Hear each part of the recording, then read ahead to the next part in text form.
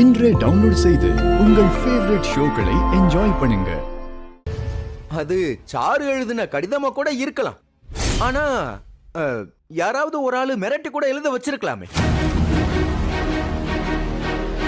ஆனா அந்த கடிதத்தை மட்டும் வச்சு முடிவான ஒரு முடிவுக்கு வர முடியாதுன்னு இங்க பதிவு பண்ணிக்கிறேன் யுவரானர். இதை நான் நோட் பண்ணிக்கிறேன். Thank you Your Honour.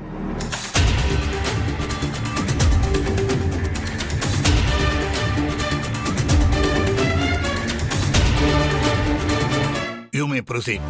சாருவை வேறொரு பையனுக்கு கல்யாணம் பண்ணி வைக்க தயாரா இருந்த ரகுராம் தன் வீட்டு பையனுக்கும் சாருவுக்கும் முன்னாடியே தொடர்பு இருந்திருக்குன்ற விஷயம் தெரிய வரவும் மத்தவங்க முன்னாடி கல்யாணத்துக்கு சம்மதம் சொல்லிட்டு இந்த கல்யாணம் நடக்க வாய்ப்பே இல்லைன்னு சொல்லி ராத்திரியோட ராத்திரியா அந்த பொண்ணை மிரட்டி இருக்காங்க.